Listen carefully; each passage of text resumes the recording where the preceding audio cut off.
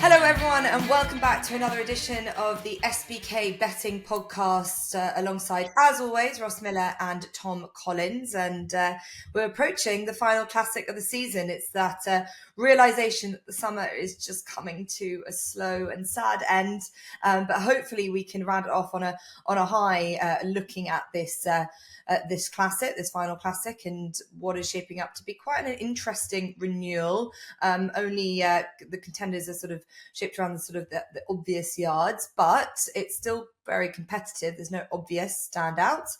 But before we get into that, just a real reflection on last weekend, because I think we were all looking forward to Irish Champions Festival, and it didn't disappoint at all, although it feels like sometimes racing is a bit of an EastEnders episode, with all the news related around more the people rather than the horses. And after what was quite an interesting weekend for Ammo Racing, they now no longer have their retained rider in Kevin Stott, but that shouldn't be marred away from the fact that there was a brilliant horse race in the Irish Champion Stakes, and the genius that is Aidan O'Brien does it again. He's Auguste Rodin is similar to Lazarus in that he seems to come back from near dead twice now this season, and he did it in fine style, but it was really tactics that really dominated, and I think that the Ballydoyle trio just got it spot on.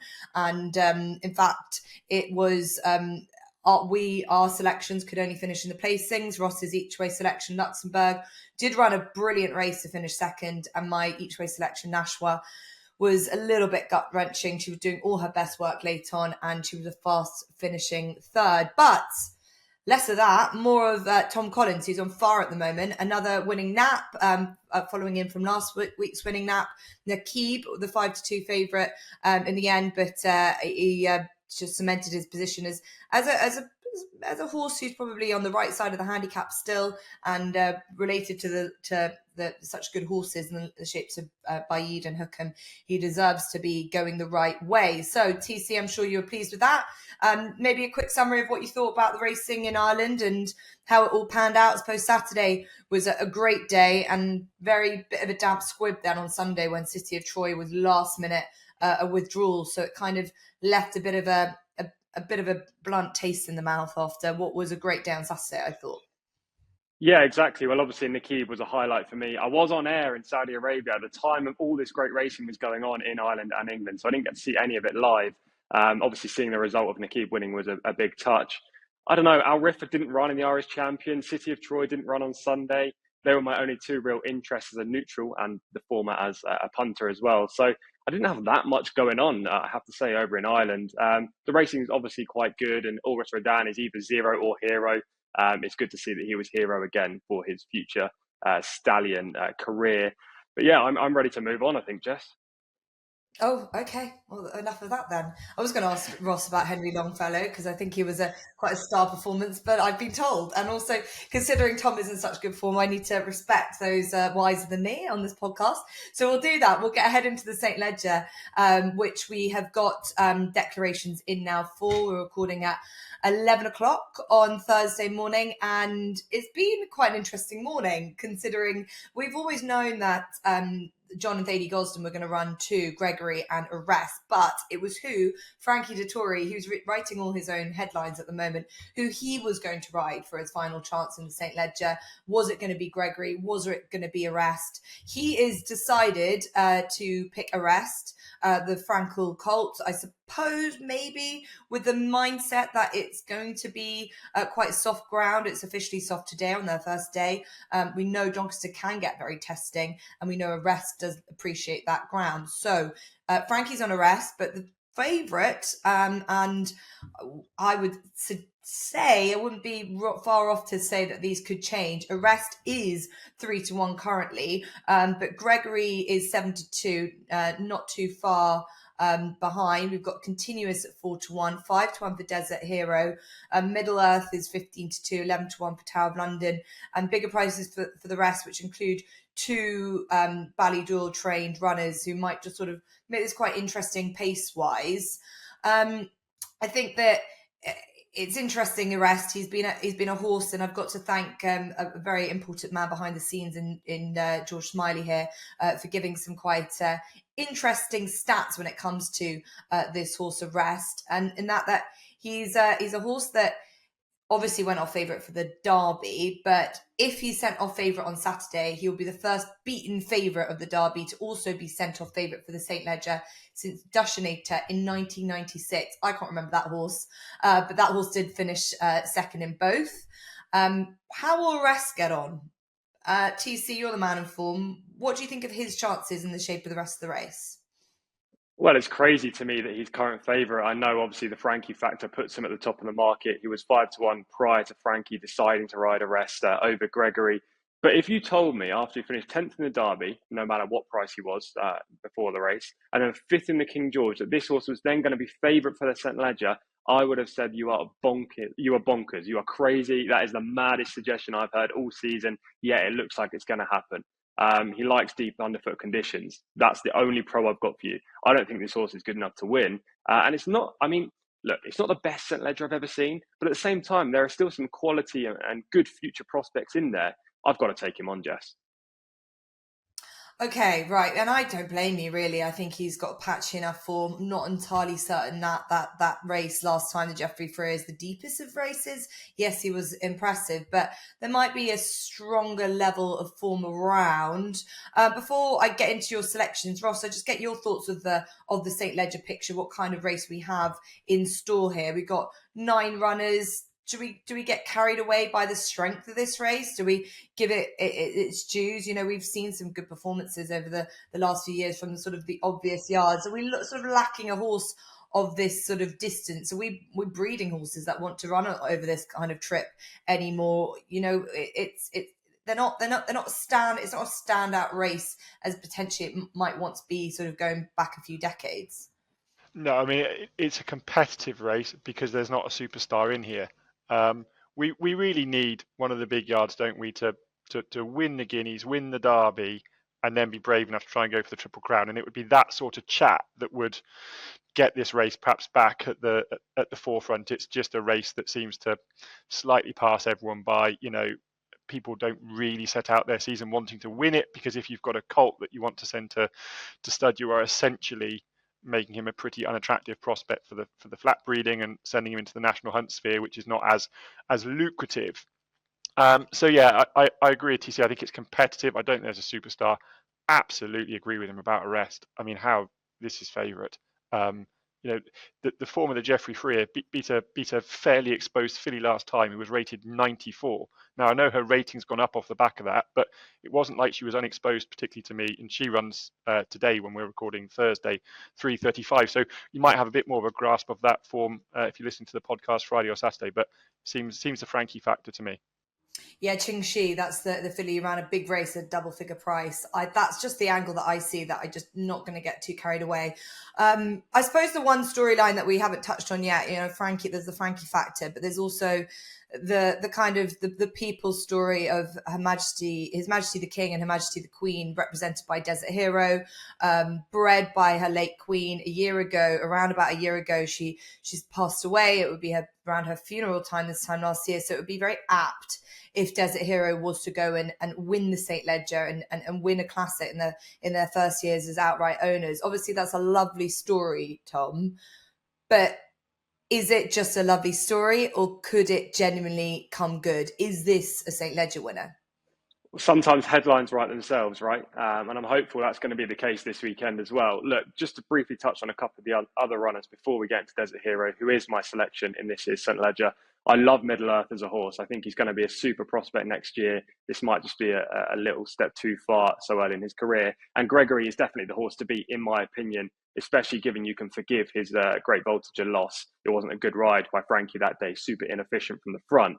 But getting into Desert Hero, yes, it would be an amazing story, super apt given the time of year. And obviously what happened with the Queen, and subsequently now the King owns Desert Hero in the famous silks. I think this horse is open to plenty of improvement, and people are probably going to overlook him because, you know, Gregory's a little bit sexier. Frankie's on Arrest, so he's the story right now. And people are going to look for those two. Aidan O'Brien's got a whole battalion in the race, and we know Aidan's record in the St. Leger. So Desert Hero is not going to take all the money, which I think is interesting. That therefore should mean he's going to be a fair price. This horse has lots of potential. He was very good at Royal Ascot, albeit in a race that completely fell apart up front, and he did benefit from it given his early position towards the back of the pack. Last time up, he ran a very nice RPR. I think it was 113. Now, if you look back at the recent winners of the St. Ledger, you only really need to run to about 117, 118 to win this race. So he has to improve, what, 4 or 5 pounds? That's eminently plausible here for Desert Hero. William Haggis, super shrewd, and has left him off the track for a good few weeks to freshen him up for this target. Again, a big tick. He's also 3 out of 3 on soft or heavy ground. So the ground isn't a problem. And he's won on good at Royal Ascot. Super versatile. So I think there are more ticks in the boxes for Desert Hero than actually any other horse in this race. Yet he's a decent price.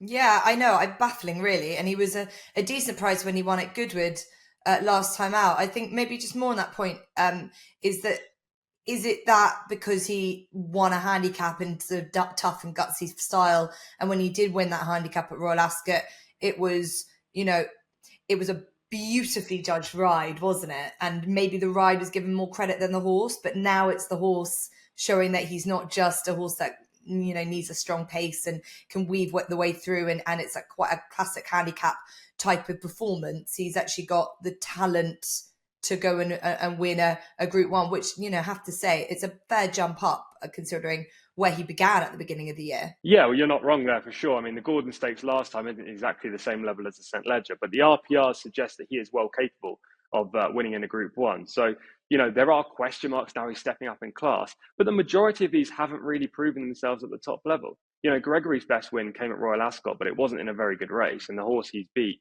the Andrew Baldwin trained horse, isn't exactly exceptional. Then he got beat when stepping up in class in the Great Voltigeur. Arrest, again, stepped up to Group 1, lost in the Derby, was very disappointing in the King George. So these horses at the top of the market haven't yet proven they're at Group 1 level. I actually think Desert Hero's done more so far in his career, and he's actually open to as much improvement, if not more, than the majority of these, maybe barring Gregory. So, yeah, I mean, people will overlook him. On the back of that Royal Ascot run, if he hadn't run since in the Gordon Stakes, I'd have been very similar to what you just said there. Flattered by the way the race panned out at Royal Ascot, maybe not as good as he showed. But I think last time he proved that he's well capable of running to this level. Okay, so that's Desert Hero, and I completely agree with you. I like his versatility. I like the comments of William Haggis during the week about, that he's just really flourishing. He's a horse that's just sort of coming into himself. They're sort of understanding him more. He's a sort of a classic See the Stars who's just probably even be better next year. And they didn't really know what he was at the back end of last year. And they certainly probably would have been a little bit disappointed by his first run back in the London Gold Cup. So he's really taken giant strides. But Ross, I think we shouldn't completely rule out the others that are making giant strides, like some Middle Earth. What he did last time in the Melrose, was hands and heels better than a strong field. I think that was a good renewal of that race to set him up for an opportunity like this in a similar vein as Desert Hero has, just sort of making his way through the ranks. A really likable son of Roaring Lion. So they're probably sort of grouped together. And then there's the likes of Continuous, and I think we'd be foolish to overlook an Aidan O'Brien trained 3-year-old, considering the season he's had and considering the way he brushed aside Gregory the last day. So was it easy for you to make your decision here? No, it wasn't easy. I agree with TC. I think Middle Earth has had a fairly rapid ascent, and I just wonder about the soft ground for him. Continuous is the one that just niggled away at me. I think it's too easy to assume that he was flattered by the way Gregory was ridden poorly last time, but he did finish very powerfully. This step up in trip I think will suit, but again, Japanese pedigree, I'm just not sold that he was going to want this sort of soft ground. So for me, it is Desert Hero. I'll just go over a couple again. I mean, Arrest is just the absolute epitome of a flat track bully, isn't he? I mean, at Grade 3, Group 3, he looks really smart. Every time he's gone above that group, he's flattered to deceive. It's then concerning that Frankie has chosen him over Gregory. That worries me slightly. I wonder, quite a nice moving horse, whether the soft ground is going to suit. And he disappointed last time. You can forgive that because it was a bad ride. But I think he finished very tired. I think he had a hard race there. I think when you push your horse out of its comfort zone, I think that can leave a mark. He is a very big baby from a late developing family. So I just wonder whether he might have left his run behind. So for me, it is Desert Hero. In the juvenile watch last year, I did it. My final piece was a few horses not to forget, and he was top of the list. I was really excited about him, seeing him in the London Gold Cup. He'd gone slightly under the radar. I napped him and thought I'd been really smart, and he just ran no sort of race at all. Got very hot, very keen. Has done nothing but improve since then. Value for far more than the winning margin last time at Goodwood, where Tom Marquand had to sit and wait in behind a field of horses and zigzag his way through, and I think won a little bit cozily in the end and showed a nice turn of foot, but should certainly stay. The Dam is a full sister to Dartmouth, who won the Yorkshire Cup over this trip and was a very narrow second in the Lonsdale Cup. So I don't think there's any doubts about stamina in the pedigree. He's unbeaten on ground that's soft or heavy, so the rain isn't gonna affect him. Tom Marquand knows him well. He's clearly an adaptable ride. And I just think he's got the most solid profile. And I agree with TC. I don't think we've seen the best of him yet. But I would just add in, if you like him, you've got to be interested in Chess Piece. I know I've just said that Desert Hero was a cozy winner last time, and I think he was. But Chess Piece was, again, for the second time in a row, still keen enough in the early stages, stuck at it well, and was just simply beaten by a faster horse over that trip. I think the 1 mile 6 trip is going to be no issue at all. I know he finished behind Gregory at Royal Ascot, but that was on quicker ground, and you can just see by the knee action of Chess Piece that wasn't going to suit him at all. He just couldn't quicken off that ground. If the ground comes soft, I think that's going to suit him by Nathaniel. It just looks to me like an absolute dour stayer, and at more than twice the price of Desert Hero, I'll certainly have a little bit of a saver on him. Yeah, and on that, do you think that his running style, his keenness, he'll be helped by the pace setup of this race, which will probably be strong enough with a couple of Aidan O'Brien pace setters you'd have to imagine in there set up for Continuous, because we know that that's how it worked out for Continuous last time, that they went off too strong and he was able to bide his time. So they've obviously been thrown in there to make it a truly run race. Yeah, I'd like to think that James Doyle might be able to sort of take a bit of a pull coming out the stalls and just drop in behind the 1, probably 2 Ballydor pacemakers. You'll know your fate fairly early. If he's not able to do that and he gets sandwiched between the 2 or upside to the 2 and they go a bit quick, it's going to be a problem because it could make him run more keen. But if James Doyle can just sort of grab a hold of him leaving the stalls, drop him in third, it might just help that early stages. It's only the first 2 or 3 furlongs. Once he finds a rhythm, he's got a lovely, powerful way of going. And clearly at Goodwood, they were keen to use his stamina over that trip. I don't think he's a likely winner. I think it would be a very disappointing St. Ledger if he could win it. But I think against plenty in here that I'm just not sure are going to like the soft ground, he definitely will. And I think his price makes him attractive. Yeah, certainly. James Doyle, who's had a quiet summer-ish, is having a better end to it. Obviously, Warm Heart giving him another Group 1 and middle distance mare. He knows how to ride these middle distance races so well. So he's on board Chess Piece for the Godolphin team. I think it might be a first for a long time now. Someone might remember the last time all 3 of us put up the same selection for a race that we're previewing. But I think we're all very keen on Desert Hero, not just for the romantics inside of us, because I'm sure that Ross and TC are romantics at heart and love to see a nice story play out in the shape of the King and the Queen having this winner and it all making racing at the top and front pages and going to be all over the news. And that's exactly what we want to help the sport. But genuinely believe that this is a good horse, and this is a horse that will give William Haggis another opportunity to show what he can do with a horse of this nature, because he's nurtured him. He's really taken his time.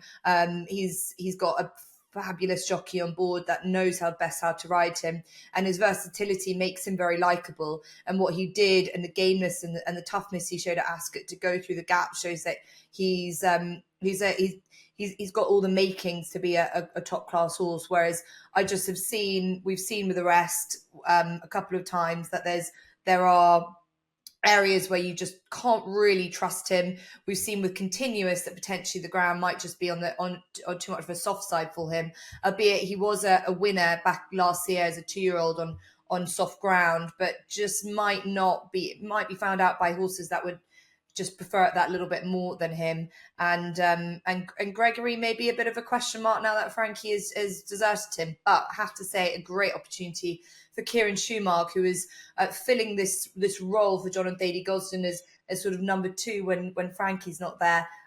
Potentially number 1 next year, quite a lot nowadays. So a lot of storylines within this race, but we're all keen to see Desert Hero take the St. Ledger on Saturday. So that's a good look at what we've got to look forward to, our final classic of the week. But most importantly, I think of all those eagle-eared listeners who listen to us week after week, we know that Tom's in good form. So we're going to go for our naps and next best first. We'll start with you, Tom. Yeah, well, I'm a bit gutted that Hamish isn't going at Chester, or is going to be a short price anyway if he was going to go. So I've decided to look elsewhere. The nap is coming in the 2:15 at Bath, and a horse called Blue Collar. Now, this is a 0 to 75 nursery. It's not good by any means in terms of quality, but this horse is a standout for me. You know, he ran in 3 red-hot maidens to start his career at Group 1 tracks. Richard Hannon doesn't often run his 2-year-olds at those venues if he doesn't think they have some ability. And actually, he ran at the Newmarket July course on his 3rd start and finished 4th on his drop back to 6 furlongs. Now, I thought that was an extremely eye-catching performance. He wasn't really ridden to win the race, yet he stayed on powerfully and wasn't beaten far at the line. Last time out, they ran him in a Class 2 handicap. He was against horses rated in the 90s, and albeit he was getting weight, quality and class tells at this time of year with young and unexposed horses, and he was just overmatched in that group, eventually finishing 12th. But he wasn't beaten too far. Now, going back to that Newmarket 4th, 2 starts back, he ran an RPR of 77. The handicappers left him on a mark of 75 right now, and this race is very weak. So I think Blue Collar is almost a good thing in the 2:15 at Bath. The next best is at Doncaster, and a horse that I'm basically falling off the cliff with, and that is Sandrine in the 3 o'clock, the Group 2 Park Stakes. Now, look, Carl Burke's horse in this race, Flycatcher, is the horse to beat. There's no doubt about that. If the ground comes up extremely testing, he'll probably be a short price. But Sandrine gets weight. She's got a good record on testing ground as well. She won first time she encountered heavy ground. Albeit she's by Bobby's Kitten, whose progeny generally don't want deep underfoot conditions. If you look at the statistics, it will definitely put you off Sandrine. I think this filly will actually handle them perfectly fine. Last time up looked like a return to her best, and I think it's crucial that she's running over 7 furlongs. She seems to be a completely different horse over 7 compared to 6 or a mile, and she actually beat Kinross last year over 7.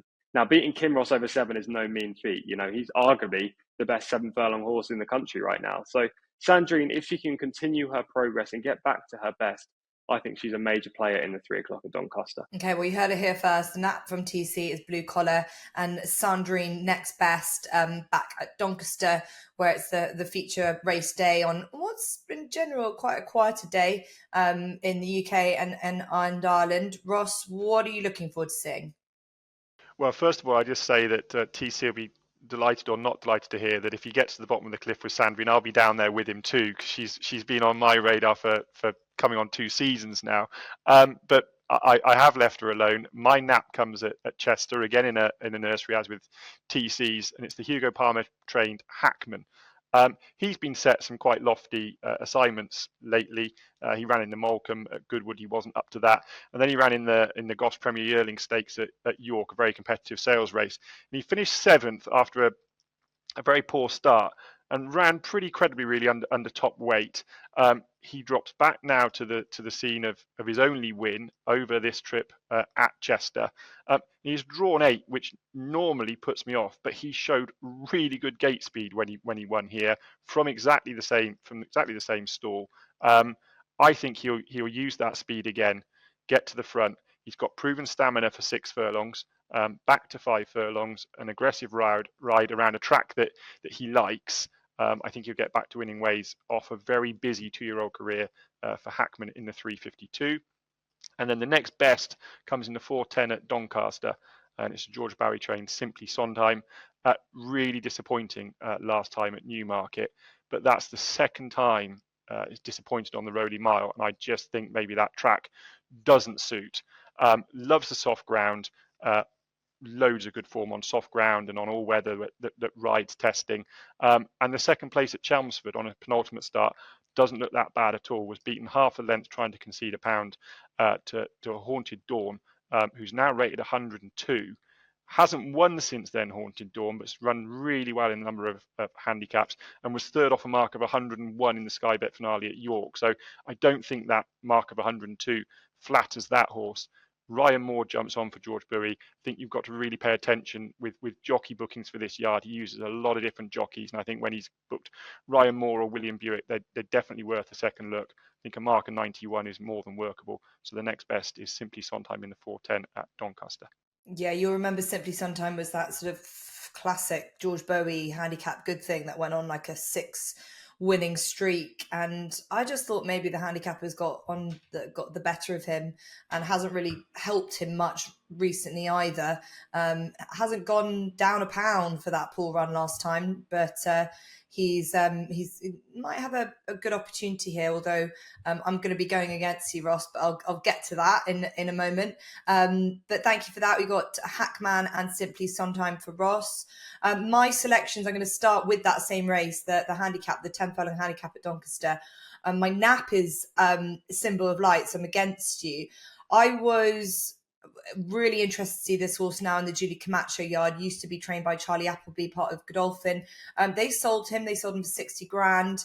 He went to Julie Camacho's, who gave him wind surgery, and he returned after over a year off the track to run a very good fourth behind Latam, Spirit Catcher and Alreb, race fit horses in the De Laval handicap at Newcastle, and they were a blanket finish. You could throw a blanket over them, and really there wasn't a huge amount there at all. He's beaten a quarter length on a return run after such a long time off the track, and he's clearly had his issues, but prior to joining Julie's, he was a horse very progressive for Charlie Appleby. They've clearly ironed out the problems that he must have had.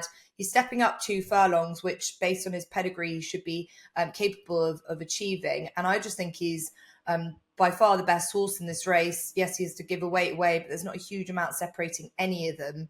And I can't really get behind the others. I can see Ross's point behind Simply Sondheim, but I think they've got patchy enough form. And I would just think that this horse is probably just that run that might have just got that race fitness back into him.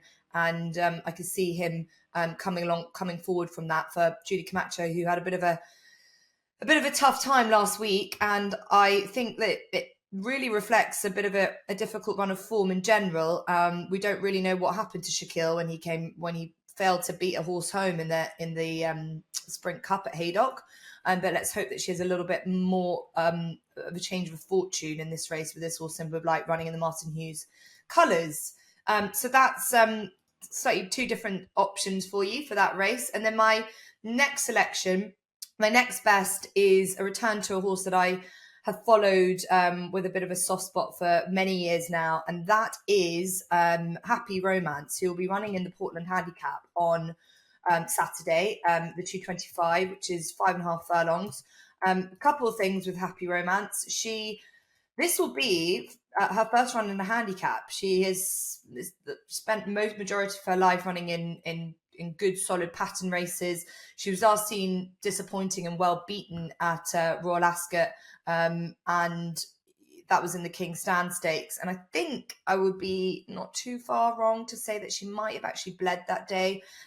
She's had a break since. She's a horse that when she wants to be on song, she always runs her heart out. I think ground is quite important for her. Softer ground should be no problem. Alec Vakansky, he's had a good solid season for his boss. Richard Hannon takes off a very helpful £5. And I just think she's quite a good each way price at around 12-1 in a race where, she's taking a big class drop. And so I'm happy to see her take her chances in it. So that is my 2 selections for you this weekend at Doncaster. We've given you our thoughts for the St. Ledger. Will be interesting to see how that develops and pans out, especially the prices. But let's hope that Desert Hero doesn't contract in price too much, because I think he's quite a nice solid bet as it stands. But we imagine it's going to change things around. Keep an eye on the ground as well. Thanks as always to TC and to Ross. A reminder that all new SBK users get £30 in free bets when they sign up and bet £10 for the first time. Don't forget to subscribe and to whichever podcast channel you listen to this on. We're also on YouTube as well, and we will be back with you for more next week.